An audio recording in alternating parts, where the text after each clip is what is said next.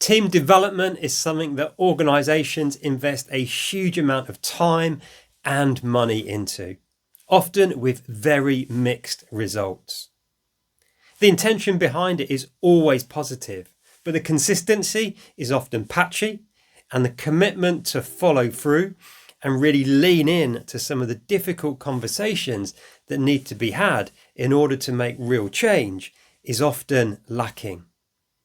Now, I'm comfortable saying this because I've been on both sides of the team development fence, if you will. I've led teams when I've been all in and fully committed to doing what's needed to make us great.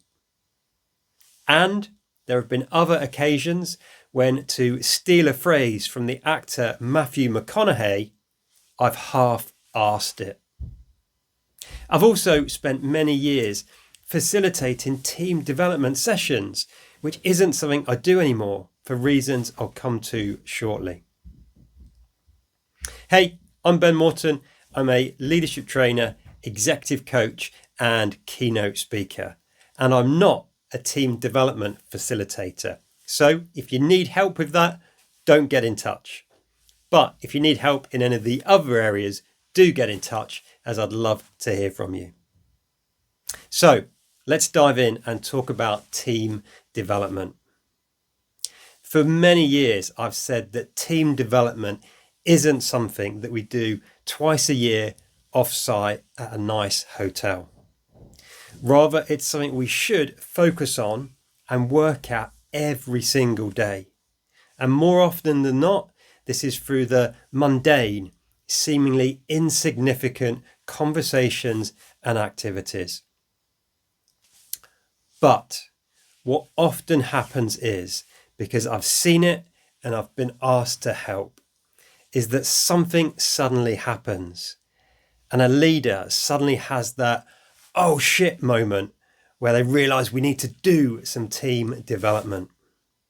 And what follows is often a request for a one-day team offsite. And having delivered a lot of these over the years, I came to realise that one-day team interventions often end up making things worse, not better.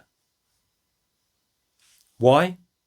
Well, it's because we paint a picture of what the future could be like, what it could be like to be a member of this team, how we could work together, what we could achieve. And then we start to explore some of the challenges or tricky dynamics within the team. It's not wholly dissimilar to picking an itchy scab, right? But the issue with one-day team offsites is we don't have the time or the planned follow-up to really move things on. Another great analogy here for real team development is to think about the role that a chicken and a pig play in making a full English breakfast. The chicken must lay the eggs, so it's part of the process, but it's not 100% all in committed. However, to have a few rashers of streaky bacon, the pig must fully commit. There's no going back for the pig. The pig cannot half-arse it, to use that phrase once again from Matthew McConaughey. So, if you're thinking about team development, there are two things I encourage you to really think about. Number one, team development is something that you must absolutely own as the leader and focus on all of the time. It's not, as I said, something that we do twice a year off-site at a nice hotel. And number two, remember the full English.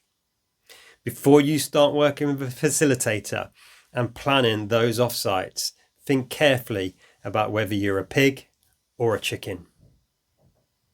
That's it for this episode of the Leader's Kitbag.